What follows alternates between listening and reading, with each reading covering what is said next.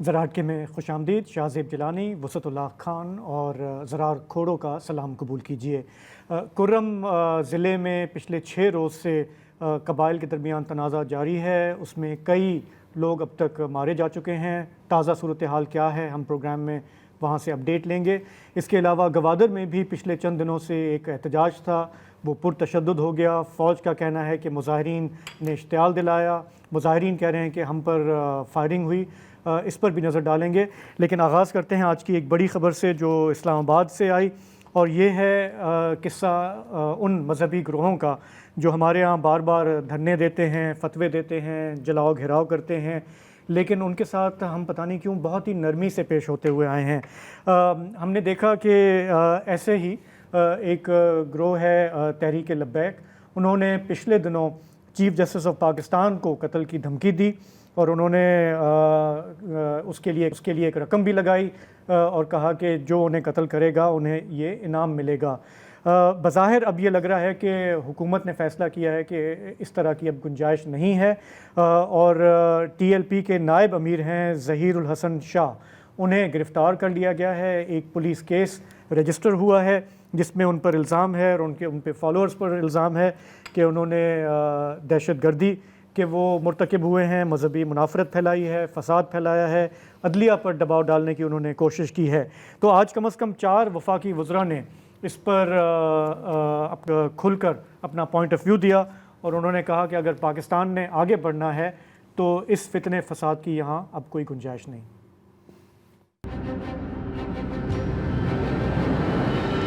ان ہاتھوں کو روکا جائے گا. ہم دیوار بنیں گے ایسے ہاتھوں کے رستے میں جو نفرت پھیلاتے ہیں، جو قتل کے فتوے جاری کرتے ہیں، جو کسی کے عقیدے کے اوپر شک و شبہات کا، تحفظات کا اظہار کرتے ہیں.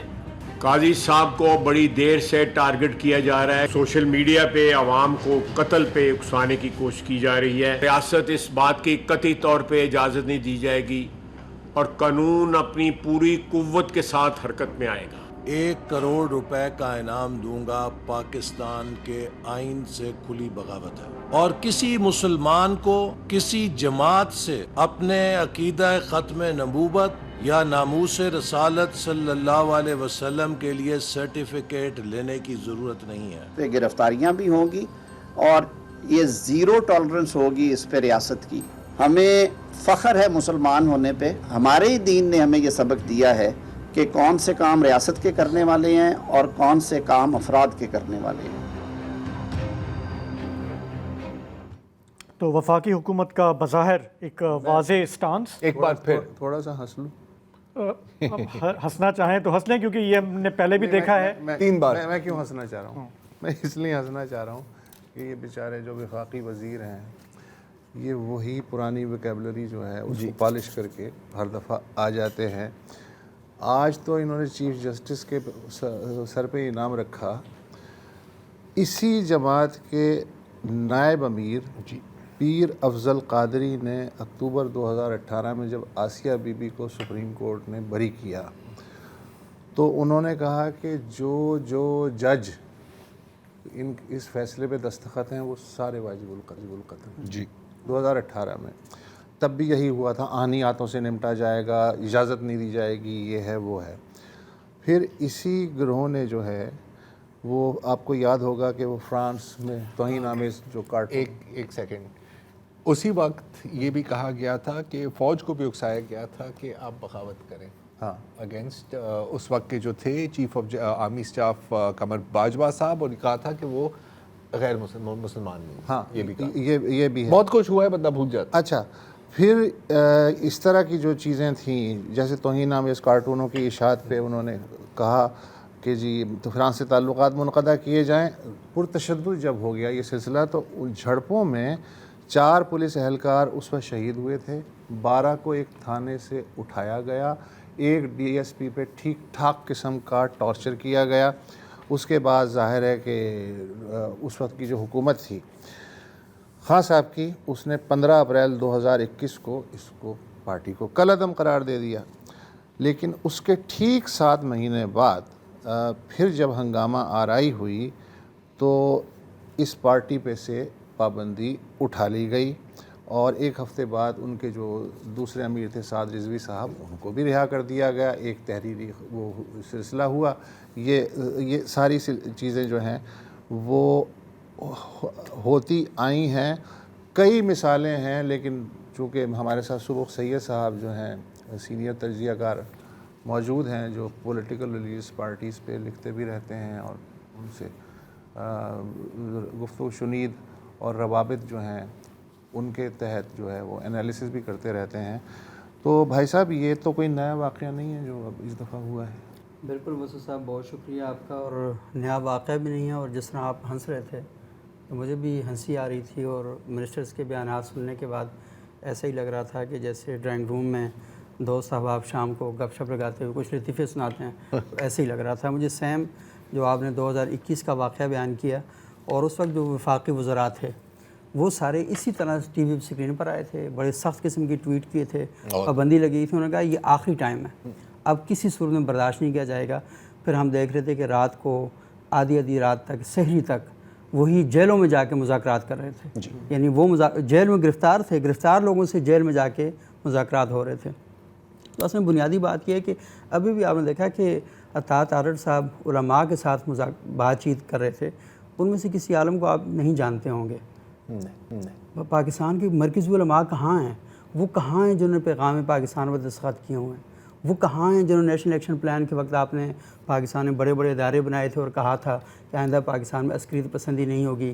جنہوں نے 16,000 علماء کہاں ہیں؟ آپ ان کو کیوں نہیں لا سکتے؟ بڑا خوبصورت پیغام تھا. جی ہاں, جی ہاں, بڑا پروموٹ بھی ہوا. اس میں کیا ہوا مطلب وہ کہاں ہیں علماء کرام؟ آپ ان کو سامنے لے کر آئیں, قوم کی اس وقت رہنمائی کریں.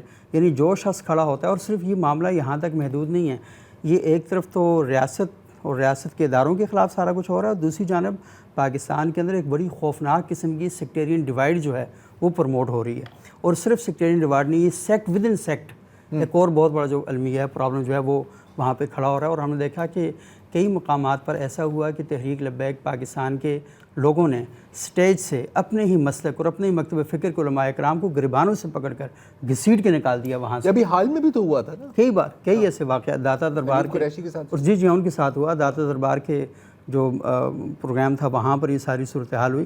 تو مجموعی طور پر جو ساری چیزیں ہمیں دکھائی دے رہی ہیں نا, اس میں یہ ہے کہ انہیں اس بات کا اندازہ ہے کہ جب بھی اس طرح کا کوئی معاملہ ہوگا تو مذاکرات کریں گے. اور مذاکرات کا پہلی جو شق ہوتی ہے, ہمیشہ 6 بار مذاکرات ہو چکے ہیں ٹی ایل پی کے اور گورنمنٹ کے, پہلی شق ہوتی ہے کہ ہمارے جتنے لوگ گرفتار ہیں ان کو رہا کرو.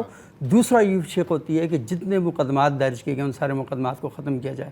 تو اس لیے ان کے پاس ایک بڑی کلیئر سپیس ہوتی ہے کہ گورنمنٹ ہمارے مطالبات بھی مانیں گی, اور ان کے پاس ایشو ایسا سینسٹیو اور حساس ایشو ہے کہ باقی جماعتیں بھی لوگ بھی خاموشی اختیار کر لیتے ہیں. جس طرح آج بھی کئی علماء کرام, مجھے پتہ ہے ذاتی طور پر ان کا نقطہ نظر یہ نہیں ہے, لیکن وہ اس وقت اسی نقطہ نظر کو پروموٹ کر رہے ہیں کیونکہ وہ اپنی الیکٹوریل پالیٹکس جو ہے وہ اسی موضوع کے ایک تو سیاست کا خوف ہے, ایک تو جان کا بھی خوف ہے. حالانکہ سپریم کورٹ نے آج ایک پریس ریلیز بھی جاری کیا ہے جس میں کہا گیا ہے کہ ختم نبوت کا ذکر ہے, اور اس جی ہاں اصل وہ فیصلہ کیا ہے جس پہ کو ایک یہ رنگ دینے کی کوشش کی جا رہی ہے؟ کیا آپ اچھا, بنیادی طور پر یہ ہے کہ یہ ایک ادارے کے اندر کی ایک تقریب تھی.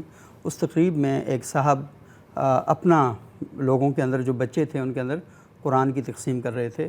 وہ ویڈیو باہر لیک ہوئی اور اس ویڈیو کو سامنے لایا گیا, اور وہ پھر سپریم کورٹ تک آ گئی ساری چیز. 2 جج وہاں پر بیٹھے, انہوں نے یہ فیصلہ دیا کیونکہ یہ احاطے کے اندر اور اپنے لوگوں کے اندر ہے, تو اس لیے ان کو اپنی جگہ پر اس کی اجازت ہونی چاہیے. تو اس پر علماء کرام نے شدید احتجاج کیا. انہوں نے کہا کہ آپ کیسے ان کو پرمیشن دے سکتے ہیں کہ وہ یہ کر سکتے ہیں. اس پر تمام مکاتب فکر کے علماء کرام کو کہا گیا کہ سپریم کورٹ میں آئیں, اپنا موقف پیش. مطلب اب وہ یہ تھا کہ جو احمدی کمیونٹی یا قادیانی جنہیں کہتے ہیں ان کے وہ تھی ویڈیو, جی ان کی ویڈیو, اور وہ 4 دیواری کے اندر تھی. تو سپریم کورٹ کی اوپینین یہ تھی کہ جی اقلیت تو یہ ہیں آئینی طور پہ, لیکن اقلیتیں بھی 4 دیواری کے اندر اپنی ہی برادری میں تبلیغ تو کر سکتی ہے. وہ اپنے لوگوں تک تبلیغ کر سکتی ہے. تو اس کو پھر کیا رنگ کیسے دیا گیا, کیا رنگ دیا گیا؟ اس کے اندر جو رنگ دیا گیا وہ یہ رنگ یہ دیا گیا کہ آپ اصل میں ان کو تبلیغ کی اجازت دے رہے ہیں. حالانکہ انہوں نے کہا کہ آپ تبلیغ ودن اپنی کمیونٹی کے اندر اور اپنے خاص گروپ میں کر سکتے ہیں, لیکن آپ علی الاعلان پبلک کے اندر جا کے تبلیغ نہیں کر سکتے. عام مسلمانوں کے ساتھ ملنے جلنے کے لیے آپ شاعر اسلام کا استعمال نہیں کر سکتے. اور پھر جو سپریم کورٹ نے دوبارہ جو ڈیسیجن دیا اس کے اندر بھی ساری باتیں کلیئر لکھی ہیں. اس میں یہ لکھا ہوا ہے کہ یہ جو احمدی کمیونٹی کا ہے اس کا آئین پاکستان اور شریعت دونوں کے اس میں اسلام کے ساتھ تعلق نہیں. یہ بات لکھی ہوئی ہے انہوں نے کلیئر کر. لیکن اس سے کوئی فرق نہیں پڑتا. یہ نہیں فرق پڑتا کیونکہ آپ طے کر لیے جب یہ دیکھو جو پروسیجرز کا وہ صاحب ذکر کر رہے ہیں اس کے اندر بھی انہوں نے کلیئر کر دوبارہ لکھ دیا کہ اس کو لوگ اپنے مضمون مقاصد کے لیے استعمال کر رہے ہیں. ہمارا یہ نقطہ یہ ہے ہی نہیں ہے. مطلب ہمارا صرف یہ ہے کہ ہاں جی نہیں. اچھا دیکھیے رنگ دینا کوئی مشکل کام نہیں ہے. آپ کو یاد ہے 2017 میں کیا ہوا تھا جب وہ اوتھ فار پارلیمنٹ کی بات ہو رہی جی جی. اچھا اس کو بھی رنگ دیا گیا. اب آپ کو یاد ہے ان دنوں میں کیا ماحول تھا, رائٹ, الیکشن بھی ہونے والی تھی وغیرہ وغیرہ. تو اس میں تو مجھے یاد ہے کہ پی ٹی آئی نے بھی سب نے کم و بیش سپورٹ ہی کیا تھا کہ جی اگر ہم اپنے ورکرز کو روک رہے ہیں, نہیں تو وہ بھی وہاں پر نکل آتے. اور پھر جہاں تک وزیر قانون کو استعفیٰ دینا پڑا, وزیر قانون اچھا منسٹر آف ریلیجیس افیئرز زید حامد مسئلہ کیا ہوا تھا, مسئلہ بھی تو بتا دینا ناظرین کو کہ 2017 کا جو الیکشن بل تھا اس میں ہر امیدوار سے کہا جاتا ہے کہ ختم نبوت پر جو ایمان ہے اس کا حلف اٹھائے. تو اس حلف میں پہلے تھا کہ میں حلفیہ اقرار کرتا ہوں کہ میں ختم نبوت پہ یقین رکھتا ہوں. اس کو حلفیہ اقرار کرتا ہوں کی جگہ جو نئی عبارت تھی وہ یہ تھی کہ میں ختم نبوت پر یقین رکھتا ہوں.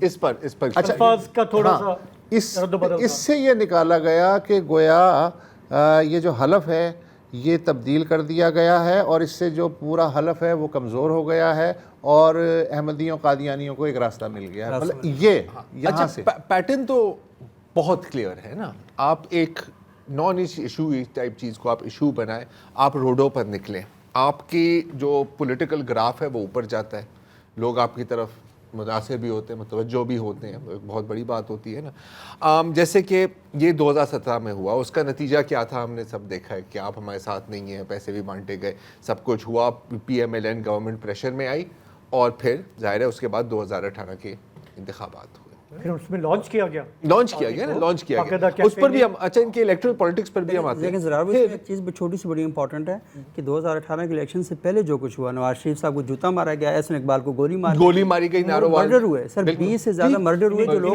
فکر ہی نہیں کرتے. ہاں تو مطلب ماحول اچھا بنا ہوا تھا ایک طرح سے. اچھا پھر کیونکہ مطلب میں یہی ہوتا ہے what goes around comes around, تو آسیہ بی بی کے رہائی کے بعد پھر دوبارہ یہ ہوا. اور مجھے یاد ہے کہ اس وقت جو وزیر اعظم تھے عمران خان, ان کی ایک ٹیلی وائزڈ اسپیچ آئی تھی جی جی, تو بہت لوگ انتظار کر رہے تھے. اچھا آپ کو بھی یاد ہے ہم اس وقت شو بھی کر رہے تھے. اچھا بہت کام ہوتا ہے کہ ہم جب کوئی بھی اسپیچ چلاتے ہیں ہم تھوڑا سا ایڈٹ کر کے چلاتے ہیں. یہ اسپیچ ہم نے 90% چلائی تھی پوری, کیونکہ بڑی کھل کے ایک واضح ایک موقف دیا گیا تھا کہ جی یہ قابل قبول نہیں ہے. پھر عمران خان صاحب چلے گئے چائنا, انویسٹرز کانفرنس کے پیچھے وہ شیخ رشید وغیرہ تھے, صلح صفائی ہو گئی, اور پھر وہ ہوا جو 2020 میں آپ نے دیکھا. تو پیٹرن تو یار لاجواب ہے نا. آپ ایک ایشو کریٹ کرتے ہیں, اس کو آپ کیش کرتے ہیں اور اس کو پھر آپ ٹرانسلیٹ کرتے ہیں انٹو پاور.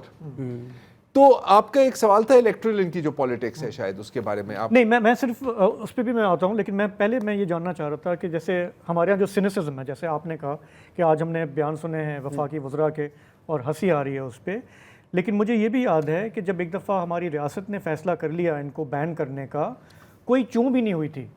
ہم یہ سمجھ رہے تھے کہ نہیں ان کی بڑی جڑیں ہیں عوام میں اور بڑا فساد ہو جائے گا اور یہ ہو جائے گا. لیکن ایک دفعہ جب وہ ریاست نے طے کر لیا, میرا خیال ہے انہوں نے شاید آرمی چیف کے بھی عقیدے کے حوالے سے سوال اٹھائے تھے. اچھا وہ ریڈ لائن ہے. ہمارے یہاں یہ ریڈ لائن نہیں ہے جب سوات میں کسی ٹورسٹ کو کر دیتے ہیں, کوئی سری لنکن مینیجر ہے اس کو اڑا دیتے ہیں, وہ ریڈ لائن نہیں ہمارے یہاں. ہمارے یہاں ریڈ لائن ہوتی ہے جب ہم بالکل اوپر چیف کے لیول پہ آتے ہیں. اچھا لیکن پتہ ہے ریڈ لائن کراس ابھی تو کچھ نہیں ہوا نا. نہیں, لیکن میں یہ کہہ رہا ہوں کہ جب بین لگا اس کے بعد امن و شانتی تھی, پھر خود ہی ان کو واپس لایا گیا. مزے کی بات یہ ہے کہ بین 7 مہینے رہا, ان 7 دنوں میں بھی یہ واحد کالعدم جماعت تھی جو الیکشن کمیشن آف پاکستان کی سیاسی جماعتوں کی فہرست میں شامل رہی. یعنی کالعدم ہونے کے باوجود آپ الیکشن میں حصہ لے سکتے ہیں. مطلب بین بھی نان بین ہی تھا نا یار. چلیں ایک ہمیں بریک لینا ہے, واپس آئیں گے تو ذرا اس گفتگو کو پھر ہم یہاں پہ سمیٹیں گے.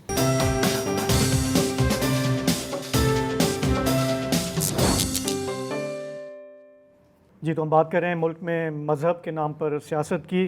اچھا سبوق، ہم نے دیکھیں ٹی ایل پی کے حوالے سے ہم بات کر رہے ہیں، لیکن یہ بات ماننا پڑے گی کہ 2018 کے الیکشن میں انہیں لانچ کیا گیا جو بھی تھا انہوں نے ووٹ ٹھیک ٹھاک لیے. اس دفعہ بھی انہوں نے کوئی 28 لاکھ کے قریب ووٹ لیے ہیں. تو ایسا نہیں ہے کہ وہ بالکل کوئی بیس لیس ہے، ان کی عوام میں جڑیں ہیں، لیکن اس قوت کو وہ کیسے ایکسپلائٹ کیسے کر رہے ہیں، اور باقی مذہبی جماعتیں جو ہیں ان سے انہوں نے کیسے اسپیس لی ہے؟ اچھا یہ دیکھیں، یہ بڑا اہم سوال ہے. ایک تو یہ ہے کہ پاکستان میں عموماً یہ تاثر پایا جاتا تھا کہ جو اسپیس ہے مذہبی وہ سب سے زیادہ بریلوی اسکول آف تھاٹ کے پاس ہے، لیکن ہمیشہ اس سے فائدہ اٹھایا دیوبندیوں نے اور سلفی حضرات نے، کیونکہ سلفیوں کی برانڈنگ ذرا آؤٹ آف کنٹری بھی تھی اور دیوبندیوں کو بھی اسٹیٹ کے ساتھ ایک اچھا تعلق تھا، اس وجہ سے زیادہ اسپیس ملی. تو یہ ہمیشہ سے تاثر پایا جاتا تھا. لیکن دوسری طرف یہ بھی تھا کہ پاکستان میں جو بریلوی اسکول آف تھاٹ ہے وہ صوفیانہ مزاج کا حامل تھاٹ تھا. پاکستان میں فرسٹ ٹائم بریلویوں کے ہاں جو سنی تحریک ہے جو کراچی سے ہی پیدا ہوئی، اس نے نعرہ بھی لگایا سنیوں کی سیفٹی، ایس ٹی یہ کہہ کر وہ آئے. اور اس کی وجہ بھی یہ تھی کہ یہاں پر کراچی میں ان کی مساجد پہ قبضے کر دیے گئے تھے، تو پھر انہوں نے اسلحہ بھی اٹھایا اور اسلحہ اٹھا کے انہوں نے اپنی مسجدوں کو ریکلیم کرنا شروع کر دیا. لیکن یہ کراچی سے باہر نہیں نکل سکا، کیونکہ پنجاب کے اندر اور خیبر پختونخوا میں بہرحال یہ جو گن کے ساتھ اپنی چیزوں کو کلیم کرنا یہ کوئی مناسب نہیں سمجھا جاتا تھا. لیکن یہ جو خادم حسین رضوی صاحب تھے اور ممتاز قادری والا جو ایشو تھا، تو اس کے بعد پنجاب کے اندر بھی یہ سوچ پیدا ہوئی. اور اس سے پہلے ایک سنی اتحاد کونسل بنا تھا، اور ان کے جو صاحبزادہ فضل کریم صاحب تھے فیصل آباد سے MNA تھے، تو انہوں نے یہ کوشش کی کہ تمام خانقاہوں کو، درگاہوں کو اکٹھا کیا جائے. اور پھر آپ نے وہ سٹوری بھی سنی ہوگی جس میں کہا گیا تھا کہ امریکہ سے کچھ پیسے بھی آئے تھے اور پھر بڑا پرابلم کریٹ ہوا، تو وہ اٹھنے سے پہلے ہی ڈاؤن ہو گئے. لیکن جب یہ آئے تو ان کا ایک فرق تھا، کیونکہ خادم حسین رضوی صاحب سیاسی عالم نہیں تھے. آپ نے کبھی ان کو سیاسی بریلویت یہاں نہیں دیکھا ہوگا. یہ مدرسے کے آدمی تھے اور ان کا بہت زبردست لنک تھا درس و تدریس سے تعلق رکھنے والے لوگوں کے ساتھ. اچھا وہ جو مدرسین ہیں تو وہ جمعے کو خطبہ وغیرہ بھی دیتے ہیں اور مدرسے کے اندر بھی پڑھاتے ہیں. تو جتنے بھی علماء اور ائمہ ہیں مساجد کے، تو ان کے اندر بہت سٹرانگ نیٹ ورکنگ جو تھی ان کی موجود تھی. اب وہ جو نیٹ ورکنگ تھی، اب جو بھی خانقاہ ہے، دربار ہے، اس کی مسجد تو موجود ہے. اس مسجد میں جو لوگ پڑھے ہوئے ہیں تو وہ لازمی ہیں جو بریلوی اسکول آف تھاٹ کا وفاق ہے، جس کو تنظیم المدارس اہل سنت پاکستان کہتے ہیں، تو ان سے وابستہ لوگ ہیں. تو وہ جو لوگ تھے سارے انہی مساجد کے اندر تھے، تو خادم رضوی صاحب کا لنک وہاں پر موجود تھا. اور پھر سارے بریلوی اسکول آف تھاٹ نے کہا کہ اب یہ وقت ایسا آ گیا کہ ہم سب لوگوں کو کھڑے ہو جانا چاہیے. اب دیوبندی بھی پیچھے ہٹ رہے ہیں، سلفی بھی پیچھے ہٹ رہے ہیں، تو ہمیں لیڈ کرنے کا ٹائم آ گیا. اور لیڈ کرنے کے لیے پھر اس وقت جتنی بھی بریلوی اسکول آف تھاٹ کی تنظیمیں تھیں ان سب کا راولپنڈی میں ایک اجلاس ہوا اسلام آباد کے سنگم پہ، اور وہاں پر یہ کہا گیا کہ آپ سب اپنی جماعتیں ختم کر دیں. سنی تحریک ختم، جمعیت علماء پاکستان ختم، منہاج القرآن ختم، یہ سب ختم کر کے آپ ایک ہی تنظیم بنائیں، اس کا نام رکھیں لبیک یا رسول اللہ. یہ ہمارا مسلکی نعرہ بھی ہے اور ہماری شناخت بھی اسی نعرے کے اندر ہے، کیونکہ باقی کوئی بھی تنظیم اور مکتب فکر یہ نعرہ نہیں لگاتا. تو یہ سوچ کے وہ آئے. اب جب یہ والا نعرہ لگایا گیا تو لازمی جو ایکٹیوزم تھا بریلوی اسکول آف تھاٹ کا، اور پھر ایک لاش بھی آپ کے پاس موجود تھی، ایکٹیوزم بھی موجود تھا. اور وہاں سے لیاقت باغ کے جنازے سے آپ کو یاد ہوگا کہ سیدھا وہ ڈی چوک آئے تھے اور وہاں دھرنا دیا تھا. اور بڑا خوفناک میرا ایک سوال ہے کہ یہ ہم نے دیکھا ہے کہ ہمارے ملک میں اس طرح کی تنظیمیں، تاثر یہ ہے کہ ریاستی سرپرستی کے بغیر نہیں پنپ سکتی.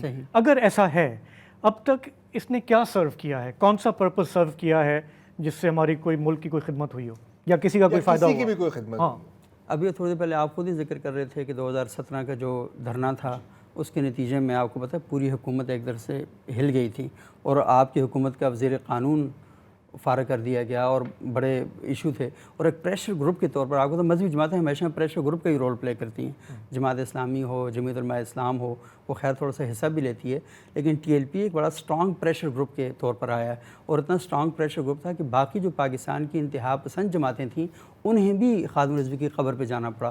جیسے آپ دیکھ سکتے ہیں کہ جو سپاہی صحابہ جو بینڈ آرگنائزیشن ہے اس کے مولانا معاویہ اعظم، جو مولانا اعظم طارق رکن قومی اسمبلی تھے، ان کے بیٹے وہ خادم رضوی کی قبر پہ گئے. سراج الحق صاحب وہاں پر گئے، اور مولانا فضل الرحمان صاحب بھی ایک دور میں ان کے لیے ایک بڑا سافٹ کارنر پبلکلی لے کر وہاں پر آئے تھے. تو لازمی وہ یہ ہے وہ جو سرو کرنے والی بات ہے. لیکن جو دوسری بات آپ کہہ رہے ہیں کہ ان کا جو ووٹ بینک ہے وہ بالکل موجود ہے گراؤنڈ پر، اور آپ یہ دیکھ لیں کہ 2018 کے الیکشن میں 2 مذہبی اتحاد موجود تھے، متحدہ دینی محاذ اور متحدہ مجلس عمل، ان دونوں کی موجودگی میں ٹی ایل پی اکیلی جماعت کھڑی تھی اور 22 لاکھ ووٹ لیے، اور باقی جماعتوں نے 24 لاکھ ووٹ لیے تھے، یعنی اکیلی جماعت نے، ایک طرف 14-15 دینی جماعتیں اور یہ 2024 کا الیکشن تھوڑا سا مختلف تھا۔ وہ اس وجہ سے مختلف تھا کہ پاکستان کے اندر جتنی بھی سیکٹیرین جماعتیں تھیں انہوں نے سیاسی برقع پہن لیا تھا، اور وہ سیاسی برقع پہن کر جب سامنے آئیں تو انہوں نے کیا کیا کہ ہر حلقے میں 7 کم از کم امیدوار ہر مذہبی جماعت کے موجود تھے۔ جماعت اسلامی پاکستان نے پورے پاکستان میں ایک حلقے کے علاوہ ہر حلقے میں بندہ کھڑا کیا، اور وہ ایک حلقہ تھا گوادر کا جہاں سے مولانا ہدایت الرحمان الیکشن لڑ رہے تھے۔ اس کے علاوہ تقریباً کوئی 200 کے قریب امیدوار کھڑے کیے ٹی ایل پی نے، باقی جماعتوں میں 100 سے اوپر کا فگر جا رہا تھا ہر مذہبی جماعت کا۔ تو آپ دیکھ سکتے ہیں کہ گراف اوپر ہی جا رہا ہے۔ جو گراف اوپر موضوع بڑا ہے لیکن وقت ہمارے پاس کم ہے، لیکن آپ کا بہت بہت شکریہ آج آپ اسٹوڈیو میں آئے۔ یہ فنومنا جو ہے میرا خیال ہے کہ مجھے لگتا ہے بار بار ہمارے سامنے آئے گا، ہم آپ کو پھر بھی زحمت دیں گے۔ فی الحال ایک بریک لیتے ہیں، پھر ذرا ذکر کریں گے گوادر کی صورتحال کا۔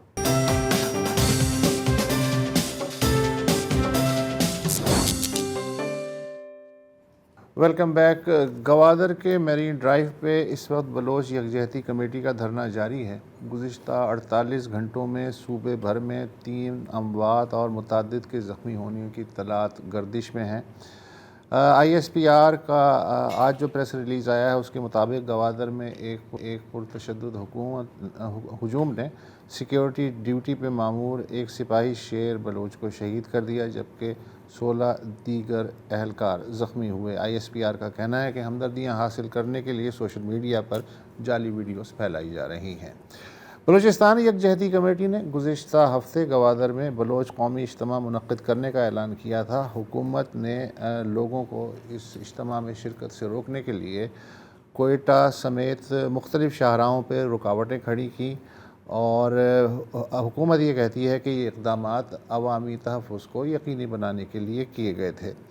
گزشتہ روز مستونگ سے گوادر جانے والے ایک قافلے کو اسی طرح روکنے کی کوشش کی گئی۔ مقامی اسپتالی ذرائع کے مطابق 14 افراد زخمی ہوئے ہیں۔ اس کے بعد بلوچ یکجہتی کمیٹی کی رہنما ڈاکٹر مہرنگ بلوچ نے صوبے بھر میں دھرنا دینے کی اپیل کر دی۔ چنانچہ مظاہرین نے مستونگ میں شاہراہ پہ دھرنا دے کے RCD ہائی وے بند کر دی، جبکہ تلار چیک پوسٹ پہ گوادر جانے والے قافلوں کی سیکیورٹی فورسز سے مٹ بھیڑ میں 2 افراد جاں بحق ہوئے۔ حکام کا دعویٰ ہے کہ مشتعل مجمع نے چیک پوسٹ پہ حملہ کیا تھا، لہٰذا حفاظتی کارروائی کرنا پڑی۔ گوادر میرین ڈرائیو کے آس پاس سیکیورٹی فورسز سے تصادم میں ایک شہری کے جاں بحق ہونے اور 8 کے زخمی ہونے کی بھی اطلاع ہے۔ مظاہرین کو منتشر کرنے کے لیے آنسو گیس استعمال کی گئی۔ 20 سے زائد گرفتاریوں کی بھی اطلاعات آ رہی ہیں۔ کنفیوژن میں اس لیے بھی اضافہ ہو رہا ہے پچھلے 48 گھنٹے میں کہ مواصلاتی نظام اور انٹرنیٹ کی سہولتیں مسلسل ڈسٹرب ہیں۔ اس دوران بلوچستان کے وزیر اعلیٰ سرفراز بگٹی نے بلوچستان اسمبلی میں خطاب کرتے ہوئے دعویٰ کیا کہ ایکشن کمیٹی سے جو سمجھوتا ہوا تھا اس میں ریاست کا یہ حق تسلیم کیا گیا تھا کہ وہ احتجاج یا دھرنے کی جگہ کے بارے میں فیصلہ کر سکتی ہے، اس کا تعین کر سکتی ہے۔ ہم نے انہیں گوادر کی بجائے تربت میں اجتماع کرنے کی تجویز دی، مگر انہوں نے مسترد کر دیا۔ آخر گوادر کا انتخاب کیوں کیا گیا جو صوبے کے بالکل آخری سرے پہ واقع ہے؟ میرا اس میں ایک خبر بھی ہے میرے لیے۔ اب تک ہم یہ سمجھتے تھے کہ فرض کریں اسلام آباد اگر کوئی جلوس جا رہا ہے یا پنڈی جا رہا ہے تو وہ کہتے تھے یار اس جگہ سے آگے نہ بڑھیں، لیکن اب مجھے پہلی بار پتہ چلا کہ ریاست نے یہ حق بھی لے لیا ہے کہ کس شہر میں آپ دھرنا دے سکتے ہیں اور کس میں نہیں۔ میرے لیے ایک نئی بات ہے، نئی ڈیولپمنٹ ہے یہ۔ ایسی بات ہے۔ تو اور گوادر میں اس وقت صورتحال ظاہر ہے کشیدہ ہے، حالات غیر یقینی ہیں، دھرنا جاری ہے۔ اسلام آباد میں بھی جب دھرنا دیا گیا تھا تو آپ کو یاد ہے کہ وہاں پر پھر ساؤنڈ سسٹم کے ساتھ بھی کچھ کیا گیا تھا، کئی باتیں کی گئی تھیں۔ بہت اکثر ہم نے دیکھتے ہیں کہ جب وقت ہوتا ہے بات کرنے کا اس وقت بات نہیں کی جاتی، یا اگر بات کی جاتی ہے تو وہ پوری مطلب کیا کہتے ہیں بیکنگ یا کانفیڈنس کے ساتھ نہیں کی جاتی۔ طریقہ کار اکثر ہم دیکھتے ہیں، ابھی ہم ٹی ایل پی کی بات کر رہے تھے، وہ ایک الگ سچویشن ہے، لیکن طریقہ کار ریاست کا تقریباً ایک ہی ہوتا ہے کہ معاملے کو ٹال دو، کسی طرح ٹال دو، اور شاید لوگ بھول جائیں گے، گھر چلے جائیں گے، سو جائیں گے، جو بھی ہوگا.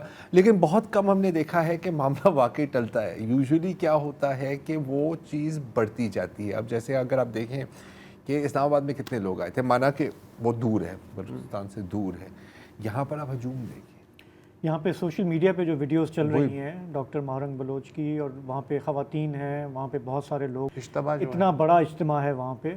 اب یہ ظاہر ہے کہ دو نقطہ نظر سامنے آ رہے ہیں. ہماری سیکیورٹی فورسز کہہ رہی ہیں کہ وہاں سے فائرنگ ہوئی, مظاہرین کہہ رہے ہیں کہ ہم بالکل پرامن مظاہرہ کرنا چاہتے ہیں. 48 گھنٹے میں جو ماحول بنا وہ بڑا افسوسناک تھا کہ مثلا آپ روک رہے ہیں, اس وقت جانے دیں, جب وہ تشدد پہ اتر آئیں تو پھر آپ کارروائی کریں. یہ اچھا, بہت ساری یہ بھی شکایتیں آ رہی ہیں, فون کالز بھی آ رہی ہیں کہ جو لوگ ایران جا رہے تھے زیارتوں کے لیے یا آ رہے تھے وہ بھی اس وقت پھنسے ہوئے ہیں. اور جب آپ کا پورا کمیونیکیشن نیٹ ورک آپ کا ڈاؤن ہو جائے گا, روڈ بند ہو جائیں گے, تو یہ اب صرف ان مظاہرین کا مسئلہ نہیں ہے, اب پورا بلوچستان جو ہے وہ بار بار ہم دیکھتے ہیں کہ مفلوج ہو رہا ہے. میرا خیال ہے کہ اس سچویشن کو پھر ہم بعد میں بھی دیکھیں گے, فالو اپ کریں گے. اگین وہ تو چلے ایک سائیڈ ایفیکٹ ہے نا, لیکن ایک مطلب مجھے پتہ ہے کہ ہلاکتیں ہوئی ہیں, سیکورٹی فورسز پر بھی تشدد ہوا ہے. یہاں پر کچھ جو پروٹیسٹرز ہیں وہاں پر بھی آپ سوچیں کہ اتنے بڑے ہجوم میں اگر خدا نہ خواستہ کوئی بہت بڑے اس طرح کا حرکت ہوتی, you will be looking at dozens of people. اچھا, میں نے گوادر میں دن میں رابطے کی کوشش کی لیٹسٹ معلوم کرنے کے لیے, لیکن مجھے کامیابی نہیں ہوئی. اب اس طرح کی سچویشن میں افواہیں نہ پھیلیں تو اور کیا پھیلیں, ایسا ہی ہوتا ہے. اور پھر ظاہر ہے کہ جو فریق ہیں وہ اس میں. اچھا, ٹارگٹ گوادر کیوں چوز کیا گیا یہ بھی کافی کلیئر ہے, کیونکہ یہ پھر ایک انٹرنیشنلی ہائی لائٹ بھی ہوتی ہے. ہاں, گوادر ہے, jewel of CPEC, port etcetera etcetera, چینی بھی دیکھ رہے ہیں. ہاں, لیکن شہر کا انتخاب جو ہے وہ بھی اب انتظامیہ کرے گی. وہ ایک الگ لیے نئی بات تھی. ایک وقفہ ہے, نئی بات.